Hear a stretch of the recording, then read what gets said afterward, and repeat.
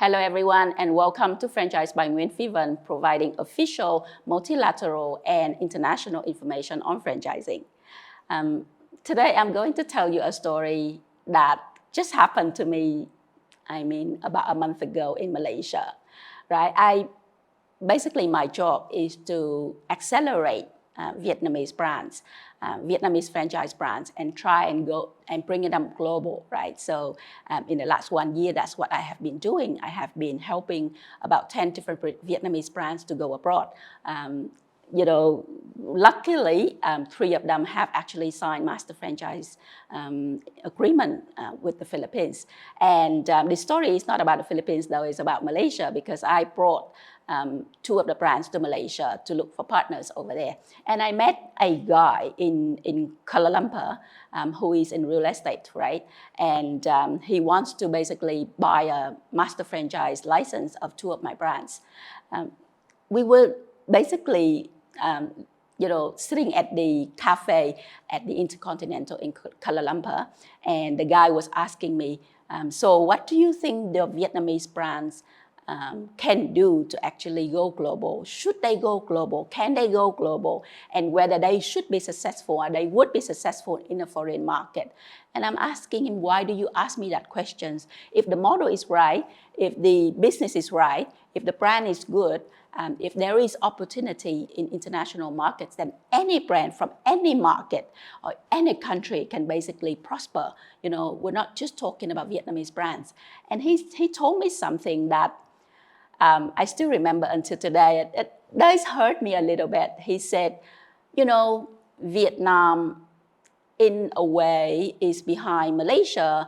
And so for Vietnamese brands to establish itself in Malaysia, especially in Kuala Lumpur, a lot of the local consumers will not look up to Vietnamese brands and will not, have that confidence in Vietnamese brands. And so I said to the guy, I said, well, point taken. I understand that the national brand of Vietnam is not that strong like Japan or the US or Europe, right? However, I think this word is basically changing in a way where it's becoming more flat. And if you have a model that is, capturing the opportunities of the global markets, if you have a brand that is very professional and is set up and is supporting channels for the partners, if you have a brand that could make money, then it doesn't really matter whether it's from Vietnam or from any other countries, right? And for your information, I've been working internationally, and not all the brands in foreign markets are actually professional in their setup to go global. With my experience of more than 20 years working international markets in more than 120 different countries, and for me to come back and help a Vietnamese brand to be professional and be ready to go global, I think there's more value in there than just talking about the perspective of which brand from which country. Obviously, I said that because I've got pride in my country and pride in my local Vietnamese brands. But at the same time, it does tell you that the brand of a nation does influence or affect the brand that you are actually franchising globally if you are taking it internationally. So that is just something for you to think of. If you are from a market that is behind most of the markets that you're franchising to, you probably will fall into the same situation that I have.